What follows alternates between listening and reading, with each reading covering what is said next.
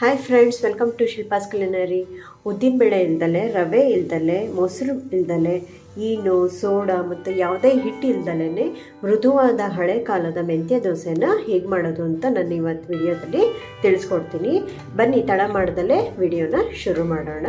ಮೊದಲಿಗೆ ಇಲ್ಲಿ ಮೆಂತ್ಯ ದೋಸೆ ಮಾಡೋದಕ್ಕೆ ನಾನಿಲ್ಲಿ 3 ಗ್ಲಾಸು ದೋಸೆ ಅಕ್ಕಿ, ಇಲ್ಲ ರೇಷನ್ ಅಕ್ಕಿ ಆದರೂ ಪರವಾಗಿಲ್ಲ, 3 ಲೋಟ ತೊಗೊಂಡಿದ್ದೀನಿ. ಅದೇ 3 ಲೋಟಕ್ಕೆ ನಾನಿಲ್ಲಿ 3 ಟೇಬಲ್ ಸ್ಪೂನಷ್ಟು ಮೆಂತ್ಯ ಕಾಳನ್ನು ತೊಗೊಳ್ತಾ ಇದ್ದೀನಿ. ನೋಡಿ, 3 ಟೇಬಲ್ ಸ್ಪೂನ್ ಅಷ್ಟೇ ಹಾಕೋಬೇಕು. ಇಲ್ಲಿ ಅಳತೆ ಹೆಚ್ಚು ಕಮ್ಮಿ ಆಗಬಾರ್ದು.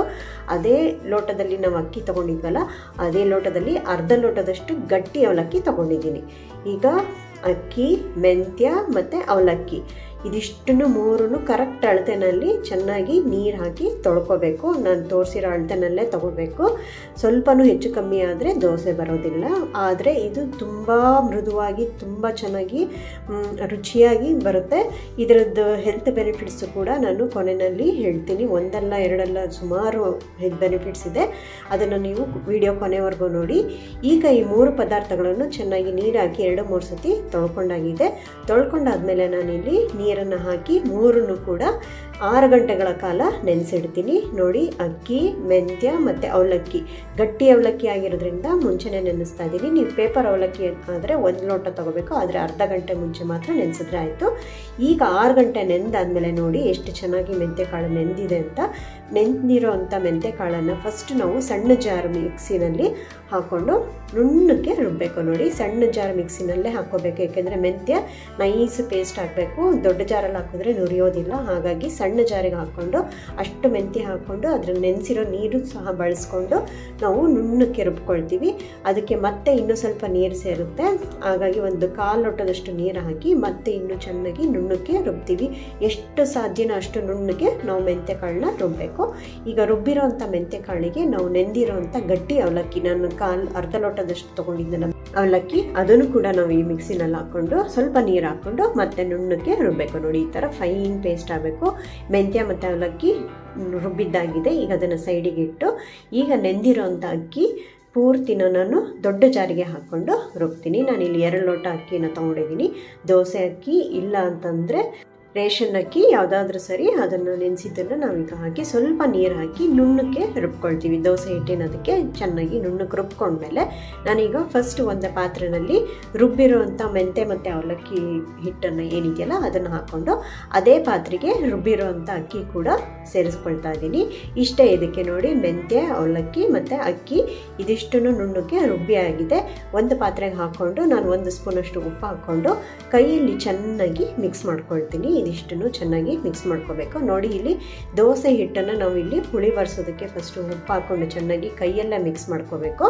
ಇದು ಹುಳಿ ಬರ್ಸಿ ಮಾರನೇ ದಿನ ಅಂದರೆ 8 ಗಂಟೆಗಳ ಕಾಲ ಅದನ್ನು ಹುಳಿ ಬರ್ಸೋದಕ್ಕೆ ಇಟ್ಟು ಫರ್ಮೆಂಟ್ ಆಗೋಕ್ಕೆ ಬಿಟ್ಟು ಆಮೇಲೆ ನಾವು ಇದು ದೋಸೆ ಮಾಡೋವಂಥದ್ದು. ಈಗ ನಾನು ಕಲಸಿಟ್ಟು 8 ಗಂಟೆಗಳ ಕಾಲ ಅದನ್ನು ಫರ್ಮೆಂಟ್ ಆಗೋಕ್ಕೆ ಬಿಟ್ಟು ನೆಕ್ಸ್ಟ್ ಡೇ ಅಂದರೆ 8 ಗಂಟೆಗಳ ಕಾಲ ಆದಮೇಲೆ ಈ ಹಿಟ್ಟು ಈ ಥರ ಇರುತ್ತೆ. ಇದು ಉದ್ದಿನ ಹಿಟ್ಟು ಏನಿರುತ್ತಲ್ಲ ಆ ಥರ ಒಬ್ಬಿ ಬರಲ್ಲ.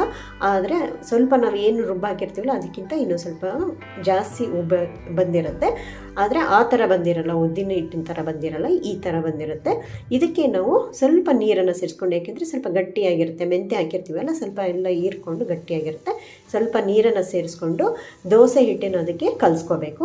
ಈಗ ಕಾದಿರೋ ಹಂಚಿಗೆ ನಾವು ದೋಸೆನ ಹಾಕ್ಕೋಬೇಕು. ಇದು ಫಸ್ಟು ಫುಲ್ ಫ್ಲೇಮು ಇಟ್ಕೊಂಡು ಹಂಚನ್ನು ಕಾಯಿಸ್ಕೊಂಡು ಆಮೇಲೆ ಮೀಡಿಯಮ್ ಫ್ಲೇಮ್ ಇಟ್ಕೊಂಡು ಇದನ್ನು ದೋಸೆ 2 ಸೌಟು ಹಿಟ್ಟು ಹಾಕಿ ಇದನ್ನು ಜಾಸ್ತಿ ಮಾಮೂಲಿ ಬೇರೆ ದೋಸೆ ಎಲ್ಲ ಹರಡ್ತೀವಲ್ಲ ಆ ಥರ ಹರಡೋದು ಬೇಡ, ಹಾಗೆ ಬಿಡಬೇಕು. ಅದಕ್ಕೆ ನೀವು ತುಪ್ಪ ಅಥವಾ ಎಣ್ಣೆ 1 ಸ್ಪೂನ್ ಹಾಕ್ಕೊಂಡು ಒಂದು ಲಿಡ್ಡನ್ನು ಮುಚ್ಚಿ 2 ನಿಮಿಷ ಆದಮೇಲೆ ಈ ಥರ ತಿರುಗಿಸ್ಬೇಕು.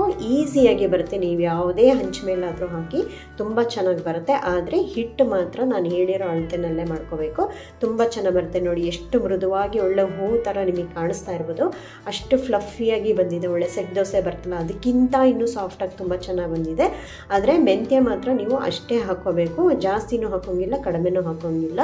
ಇಲ್ಲಿ ನಾವೇನು ಉದ್ದಿನಬೇಳೆ ಕೂಡ ಏನು ಬಳಸ್ತಾ ಇಲ್ಲ. ಈಗ ನೋಡಿ, 2ನೇ ದೋಸೆಯನ್ನು ಮಾಡ್ತಾ ಇದ್ದೀನಿ. ಸೇಮ್ ಅದೇ ಹಂಚಿನ ಮೇಲೆ ಸ್ವಲ್ಪ ಚೆನ್ನಾಗಿ ನೀರು ಹಾಕಿ ಚುಮ್ಸಿ ಒರೆಸಿ ಈಗ ನಾನು 2 ಸೌಟು ಹಿಟ್ಟನ್ನು ಹಾಕಿ 2 ನಿಮಿಷ ಬಿಟ್ಟು ಈಗ ಅದನ್ನು ನಾವು ಲಿಡ್ ಮುಚ್ಚಿ 1-2 ನಿಮಿಷ ಆದಮೇಲೆ ತಿರುಗಿಸಿ ಬೆಂದಿರುತ್ತಲ್ವ ಅವಾಗ ಇನ್ನೊಂದು 1 ನಿಮಿಷ ತಿರುಗಿಸಿ ಆದಮೇಲೆ ಮತ್ತು 1 ನಿಮಿಷ ಆದಮೇಲೆ ಈ ಥರ ತಿರುಗಿಸಿ ಇದಕ್ಕೆ ನಾವು ತುಪ್ಪನ ಹಚ್ತೀವಿ.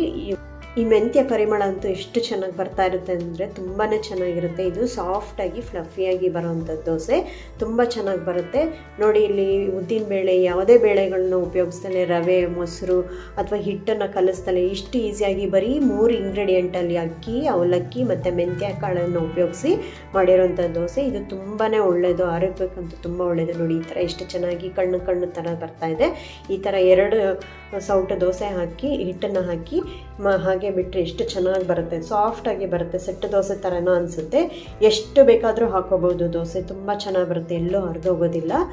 ತುಂಬ ಚೆನ್ನಾಗಿ ಸಾಫ್ಟಾಗಿ ಬರುತ್ತೆ ಮತ್ತು ಪರಿಮಳನೂ ತುಂಬ ಚೆನ್ನಾಗಿರುತ್ತೆ. ನಿಮಗೆ ಮಾಡೋದಕ್ಕೂ ಕೂಡ ಈಸಿ ಇದು ಮತ್ತು ಆರೋಗ್ಯಕ್ಕಂತೂ ತುಂಬಾ ಒಳ್ಳೆಯದು. ನೋಡಿ ಈ ಥರ 3ನೇ ದೋಸೆ ಹಾಕ್ಕೊಳ್ತಾ ಇದ್ದೀನಿ. ಈ ಥರ ಎಷ್ಟು ಬೇಕಾದರೂ ನೀವು ದೋಸೆ ಹಾಕೋಬೋದು. ನಾನು ಈ ಅಳತೆನಲ್ಲಿ ಸುಮಾರು ಒಂದು 3 ಜನಕ್ಕೆ ಆಗೋಷ್ಟು ತಿಂಡಿ ರೆಡಿಯಾಗಿದೆ. ತುಂಬ ಚೆನ್ನಾಗಾಗುತ್ತೆ. ನೀವು ಬೆಳಗ್ಗೆನಾದರೂ ಮಾಡ್ಕೋಬೋದು, ಇಲ್ಲ ಸಂಜೆ ತಿಂಡಿಗಾದರೂ ಮಾಡ್ಕೋಬೋದು. ತುಂಬ ಚೆನ್ನಾಗಿರುತ್ತೆ. ಇದರಲ್ಲೇ ಸಿಹಿ ದೋಸೆನೂ ಮಾಡ್ತಾರೆ. ಇದು ನಾನು ಪ್ಲೇನ್ ಮೆಂತ್ಯ ದೋಸೆ ಮಾಡಿರೋದು. ಇದನ್ನು ನೀವು ಆನಿಯನ್ ಟೊಮೆಟೊ ಚಟ್ನಿ ಅಂದರೆ ಈರುಳ್ಳಿ ಮತ್ತು ಟೊಮೆಟೊ ಚಟ್ನಿ ಜೊತೆ ತುಪ್ಪ ಹಾಕ್ಕೊಂಡು ತಿಂದರೆ ಸೂಪರಾಗಿರುತ್ತೆ. ಈ ಟೊಮೆಟೊ ಆನಿಯನ್ ಚಟ್ನಿನ ನಾನು ಮುಂದಿನ ವೀಡಿಯೋದಲ್ಲಿ ರೆಸಿಪಿ ತೋರಿಸ್ತೀನಿ. ಈಗ ತುಂಬ ಚೆನ್ನಾಗಿರೋವಂಥ ಮೆಂತ್ಯ ದೋಸೆ ರೆಡಿಯಾಗಿದೆ. ಇದರ ಹೆಲ್ತ್ ಬೆನಿಫಿಟ್ಸ್ ಅಂತೂ ತುಂಬಾ ಇದೆ. ಇದು ಹೇರ್ ಫಾಲ್ ಆಗೋರು ಅಂತೂ ಈ ದೋಸೆ ವಾರಕ್ಕೊಂದು ಸತಿನಾರ ಮಾಡ್ಕೊಂಡು ತಿನ್ನಬೇಕು. ಮತ್ತು ದೇಹದ ಉಷ್ಣತೆಯನ್ನು ತೆಗೆಯೋದಕ್ಕೆ ಈ ಮೆಂತ್ಯನ ಅವಾಗವಾಗ ಬಳಸಬೇಕು. ವಾರಕ್ಕೊಂದು ಸತಿನಾದರೂ ಈ ದೋಸೆ ಮಾಡ್ಕೊಂಡು ತಿನ್ನೋದಕ್ಕೂ ರುಚಿಯಾಗಿರುತ್ತೆ, ದೇಹಕ್ಕೂ ಒಳ್ಳೆಯದು. ಮತ್ತು ವೆಯ್ಟ್ ಲಾಸ್ ಯಾರ್ಯಾರು ಮಾಡಬೇಕು ಅಂತಿದ್ದೀರೋ ಅವರು ಕೂಡ ಇದನ್ನು ಮಾಡ್ಕೋಬೋದು. ಈ ರೆಸಿಪಿ ಇಷ್ಟ ಆಗಿದ್ದರೆ ಲೈಕ್ ಮಾಡಿ, ಶೇರ್ ಮಾಡಿ, ಬೆಲ್ಲೈಕಾನ್ ಒತ್ತಿ ಹಾಗೂ ನನ್ನ ಚಾನಲ್ನ ಸಬ್ಸ್ಕ್ರೈಬ್ ಮಾಡಿ. ಮತ್ತೆ ಮುಂದಿನ ವಿಡಿಯೋದಲ್ಲಿ ಸಿಗೋಣ. ಅಲ್ಲಿವರೆಗೂ take care, eat healthy. Thanks for watching.